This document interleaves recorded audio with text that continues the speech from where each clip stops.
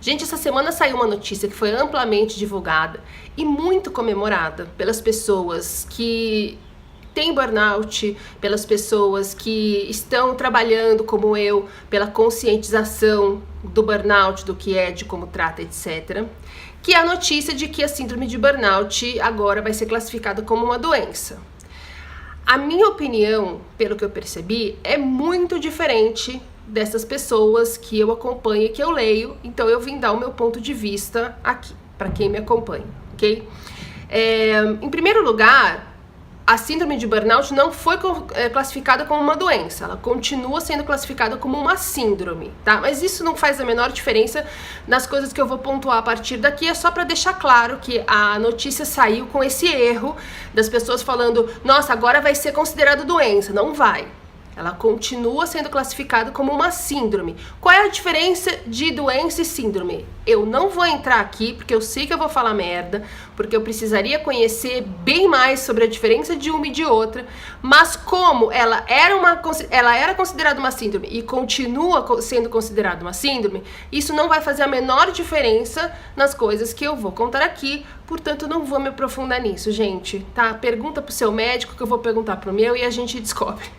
Então, o que mudou?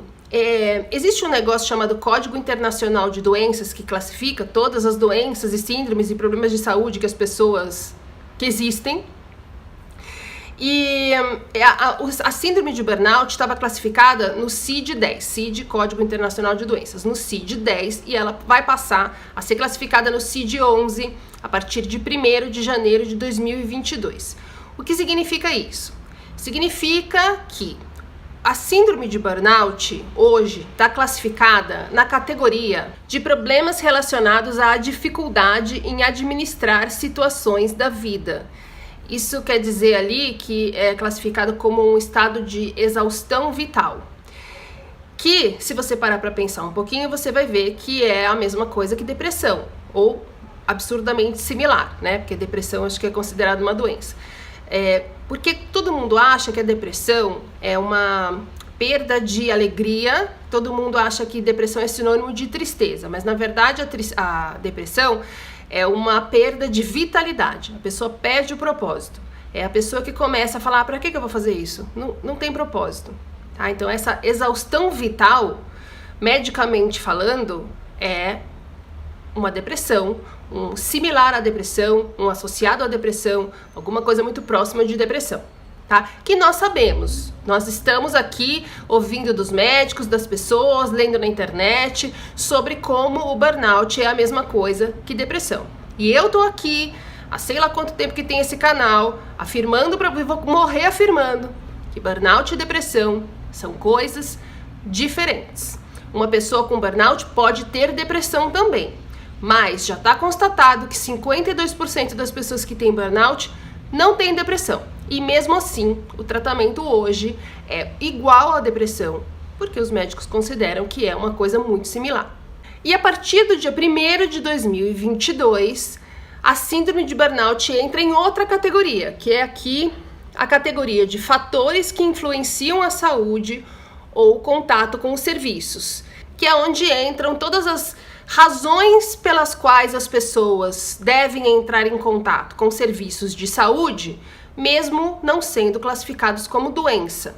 Então, a síndrome de burnout não é formalmente uma doença, não é considerada uma doença, mas ela é sim uma razão da pessoa com esses sintomas, com essa síndrome, procurar uma ajuda médica. Ok. E qual que é a diferença de estar numa categoria ou de estar na outra? Gente, na prática, a diferença de mudança de categoria é só que eles especificaram melhor, segundo o ponto de vista deles, o que faz a pessoa desenvolver essa síndrome. E o que está colocado lá claramente é que a partir desse dia aí de 2020, 1º de janeiro de 2022, essa síndrome vai ser associada necessariamente ao estresse laboral, ao estresse causado pelo trabalho. Ou seja, hoje a gente considera burnout, às vezes, o que desenvolve uma pessoa que não está trabalhando. Vou dar um exemplo que eu sempre dou. Uma mãe com um filho recém-nascido. Essa mãe com o filho recém-nascido pode desenvolver burnout. Por quê? Porque o burnout, ele é um resultado da soma de 3 fatores, que são uma sobrecarga alta, um ambiente merda e uma inabilidade da pessoa em lidar com sobrecarga alta num ambiente merda. Uma mãe de recém-nascido pode sim se ver num ambiente que faz com que ela se sinta frustrada, ressentida, sem autonomia, não reconhecida. Que o esforço que ela faz pode ser desdenhado. As pessoas acham que as mães, principalmente de filhos pequenininhos, devem sempre estar num mar de unicórnios cor-de-rosa, felizes e contentes. E quando essa mãe se vê com uma sobrecarga muito alta, com uma responsabilidade muito alta, cansadíssima, estressada, sem reconhecimento, sem apoio, e ela não consegue lidar com isso de uma forma saudável, ela desenvolve um nível de estresse que perdura por um tempo, que faz com que o corpo dela apresente as mesmas alterações de função que as pessoas que têm burnout causado por esgotamento profissional. Isso é uma vantagem ou uma desvantagem? Não tenho a menor ideia. Sinceramente, não tenho a menor ideia. Porque hoje, tanto quem tem burnout porque teve filho, ou quem tem burnout porque estava trabalhando com sobrecarga num ambiente de assédio moral de uma empresa, são tratadas da mesma forma e esta forma está errada, tá? Tô dando a minha opinião. Logo, como a pessoa chegou ao burnout, eu acho que não faz diferença se ela vai ser tratada errado, ok? Mas essa é a grande mudança. Essa notícia agora virou doença, agora sim vão começar a investir em grandes estudos. Não vão. A diferença, a mudança que está sendo comemorada é a síndrome de burnout estava em uma categoria lá do CID, mudou de categoria e agora fica determinado que síndrome de burnout é desenvolvida por consequência de ambiente corporativo, de ambiente de trabalho, pelo estresse crônico causado, pelo excesso de trabalho por muito tempo. Ponto. É isso que eles querem dizer. Significa que eles consideram que a pessoa que desenvolve síndrome de burnout só desenvolve síndrome de burnout porque foi colocada num ambiente de trabalho estressante, enfim, que fez com que ela desenvolvesse essa síndrome, que afeta todas as áreas da vida dela, mas que ela não teria desenvolvido se não fosse por conta do trabalho estressante. E aí eu entro em 2 pontos práticos, porque o que me interessa é o que isso muda na sua vida, na minha vida, que estamos aqui lutando contra o burnout ou tentando ajudar alguém que está com burnout, tá? Porque o que interessa aqui é a prática, é o dia a dia, o que isso interfere na sua e na minha vida. Então a gente entra aqui em 2 pontos, que é o que isso interfere na maneira de tratar o burnout, de entender o burnout, e o que isso interfere na hora de você tentar responsabilizar a sua empresa ou a sua ex-empresa pela doença que você desenvolveu, pela síndrome que você desenvolveu e que está obrigando você a ter um afastamento do trabalho, portanto, dos seus ganhos, né? Pagar boletos. Então vamos falar de como os médicos e as pessoas em geral entendem o burnout, porque isso impacta absurdamente a nossa vida. O problema aqui, para mim, é o entendimento que os médicos têm a respeito de como o corpo passa a funcionar uma vez que você desenvolveu a síndrome de burnout, uma vez que você submeteu o seu corpo a um período de estresse crônico. Como é hoje? A gente mora num mundo que só considera como verdadeiro, como eficaz, como científico, como confiável a medicina alopática. O que é medicina alopática? São os médicos que a gente está acostumado aí, que prescrevem remédios que a gente vai na farmácia ali na esquina e compra, tá? O gastro, é o endócrino, é o ginecologista, é o cardiologista, é o clínico geral, é o ortopedista, todo mundo que a gente está acostumado a consultar. Todos os médicos alopatas entendem o burnout. Lembra ali da exaustão vital? Eles entendem como sendo uma forma de depressão ou um similar muito próximo da depressão, porque tem sintomas muito parecidos. Tem 70%, 80% de sintomas parecidos. Então, a gente sempre vai ser encaminhado por um médico alopata para um psiquiatra. Por quê? Porque o entendimento da medicina alopática é a de que o tratamento para o burnout é o mesmo da depressão. Ou seja, a gente vai para o psiquiatra e a gente recebe antidepressivos, às vezes recebe ansiolíticos, depende do que ele vai avaliar ali na hora conhecendo você. E esse tratamento, gente, ele ajuda você a passar por esse período esse processo de horror que é logo que a gente se dá conta do que está acontecendo, mas ele não vai curar o seu burnout. E é por isso que a medicina alopata entende que burnout não tem cura, tem controle. A pessoa passa a aprender a lidar melhor com aqueles sintomas, aprender a lidar melhor com as situações de estresse, o que ameniza os sintomas. Se você sentar para conversar com um médico ortomolecular, um médico homeopático, enfim, eles vão te dar uma explicação que não tem nada a ver com isso. Eles vão te explicar como o corpo funciona quando colocado sob estresse crônico. Todas as funções que o corpo altera para que a gente sobreviva a isso e as consequências físicas que isso gera. Porque os médicos alopatas entendem que o burnout, ele é uma questão de saúde mental, assim como a síndrome do pânico. Quando a pessoa tem síndrome do pânico, ela faz exames e os exames não dão nada, porque ela não tem nada físico. O físico que está...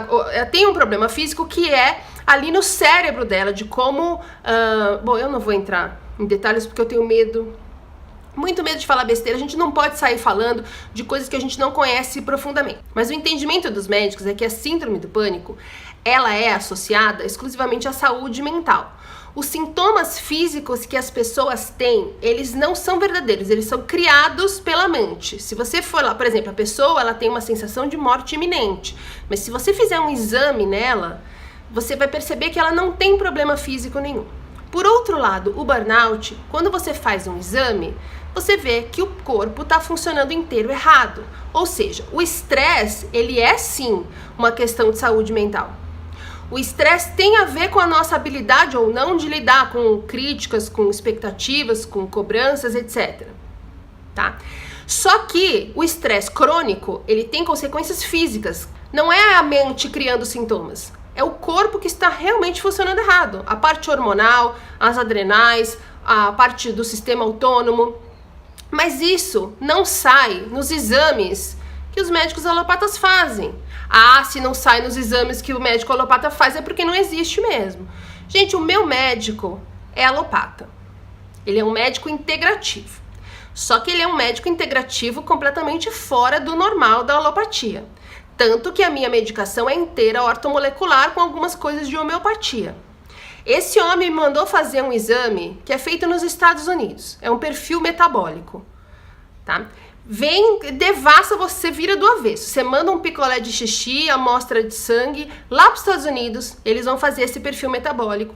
E aí sai claro como água tudo que está funcionando errado. Quando saiu o resultado do meu exame, o que o meu médico falou foi, tá vendo? Você tem razão. Não que ele duvidasse, mas ele sabia que eu estava chegando ali, vinda de um caminho em que eu tinha consultado mais de uma dezena de médicos e sempre ouvindo que o que eu tinha era coisa da minha cabeça. Eu fiquei com vontade, como eu falo no meu livro, de imprimir aquele exame e esfregar na cara de todos os médicos que falaram pra mim que eu não tinha nada, mas eu achei que não valia o toner, entendeu? Então deixei pra lá. Então assim, é uma questão de você avaliar e examinar de outra forma, com outros recursos. E você vai achar o que está acontecendo de errado no corpo da pessoa. Mas não é isso que acontece na medicina alopata. Portanto, é considerado como sendo uma coisa da nossa cabeça. É considerado como sendo similar à depressão. É considerado como sendo uma síndrome que vai ser controlada, porque não há cura, com antidepressivos, essencialmente. Então, o que isso tudo que eu estou falando muda quando a classificação da síndrome de burnout muda de CID-10 para CID-11? Nada, gente. Não muda nada. Esses médicos vão continuar entendendo da mesma forma e prescrevendo o mesmo tratamento. Não muda nada na minha vida, nem na sua. Nada. As pessoas repetem o que os médicos concluíram, o que faz bastante sentido. E é por isso que os seus amigos, que a sua família, conversam com médicos ou pesquisam no Google e leem lá Drauzio Varella e outros médicos que são conceituados e reconhecidos e chegam à conclusão que você é louco. Porque está falando aqui, gente, que é igual a depressão. E é por isso que a gente fica ouvindo merda de todo mundo à nossa volta. No que a diferença de classificação vai mudar isso? Nada, porque os médicos continuam entendendo da mesma forma. O que muda é como a pessoa chega na síndrome de burnout. É essencialmente por conta de trabalho. Tá bom. Como cuida? Do mesmo jeito.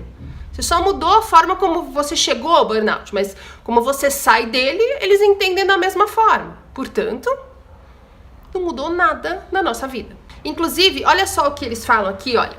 Como eles classificam o que acontece com a pessoa que tem burnout.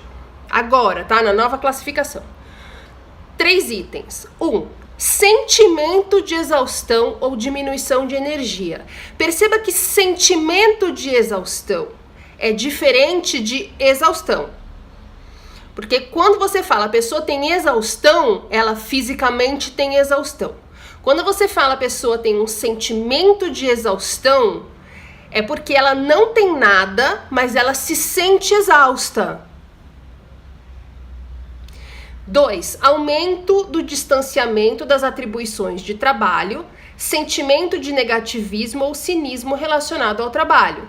3. Diminuição na eficácia profissional. Pergunto de novo para você. No que isso impacta o tratamento para o burnout que existe hoje? Nada! Ponto número 2. Será que essa diferença de classificação pode me ajudar a processar a minha empresa ou a minha ex-empresa? Olha, pode ser que sim. Pode ser que lentamente tenha algumas mudanças para o bem neste sentido. Mas não vamos esquecer do seguinte. Em primeiro lugar, isso passa a valer em 2022. Nós estamos em 2019. Então, de novo, na prática, o que isso interfere na sua vida e na minha? Nada. Pode interferir, pode ser que interfira positivamente nas pessoas que vão desenvolver burnout ainda. Tá?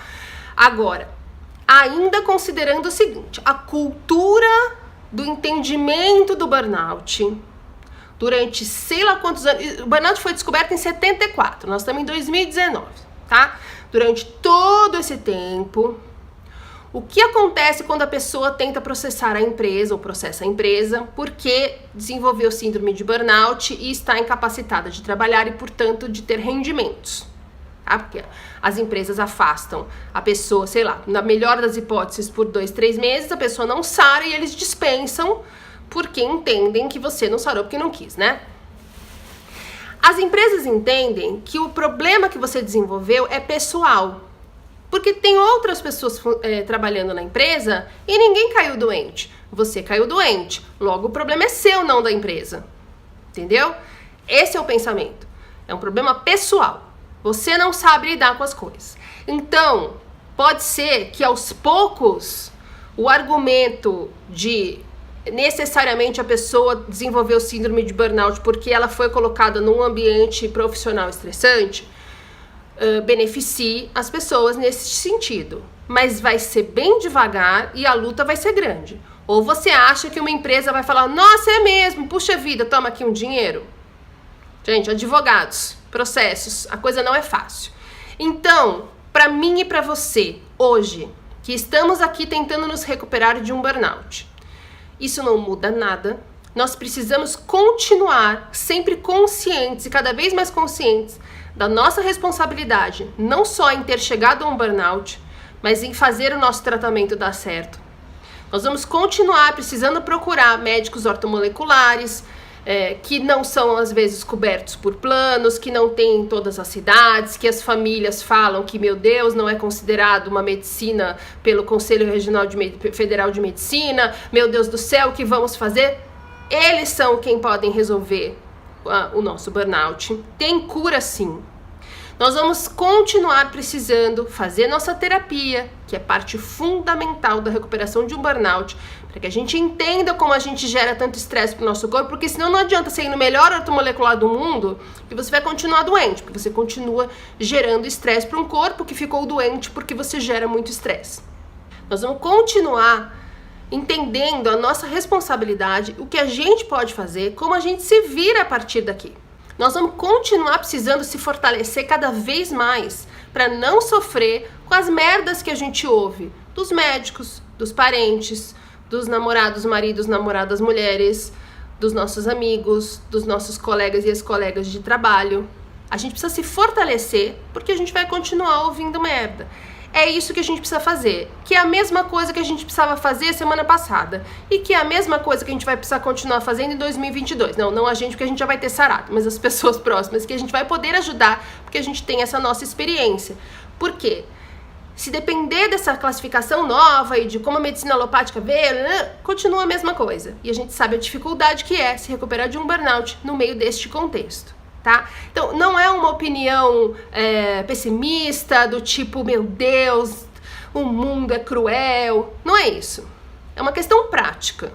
Não adianta a gente ficar com esperança. Eu recebi mensagem de pessoas achando que a vida vai mudar a partir de agora. E não muda nada.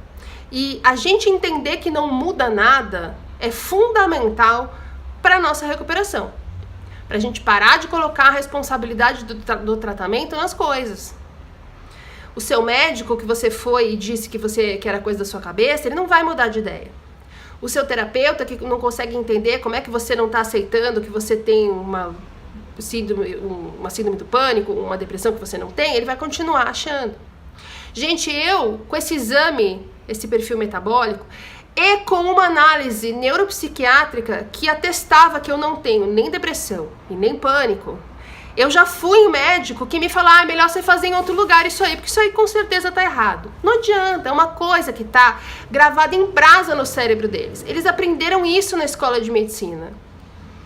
Não vai ser uma Roberta com um canal no YouTube com 3.000 pessoas que vai fazer o cara parar pra pensar e falar, nossa, gente, é mesmo. Então a gente pode ir o tanto que a gente quiser nas consultas, a gente vai continuar ouvindo as mesmas coisas. Na prática não muda nada, nem agora nem em 2022. Ok? Então vamos continuar lutando aqui na nossa recuperação para fazer nosso melhor possível, para a gente se curar e em 2022 a gente chamar as pessoas que estão com burnout e falar, vem cá, deixa eu te ajudar no seu tratamento, porque desse jeito que os médicos estão mandando você fazer não vai dar certo e eu sou um exemplo de como deu certo, tá? 2022 a gente vai poder fazer isso. Por enquanto, a gente precisa continuar no mesmo caminho que a gente está traçando até aqui. De fazer nossa terapia, de se autoconhecer, de entender como a gente lida com as coisas para gerar estresse ou não. Indo no médico ortomolecular, fazendo uso das medicações que ele prescreve, das orientações que ele faz para a gente mudar a nossa alimentação, para a gente cuidar nosso corpo de outra forma. Fazer o que a gente já vem fazendo, com a mesma dificuldade. Ok? Porque não mudou nada.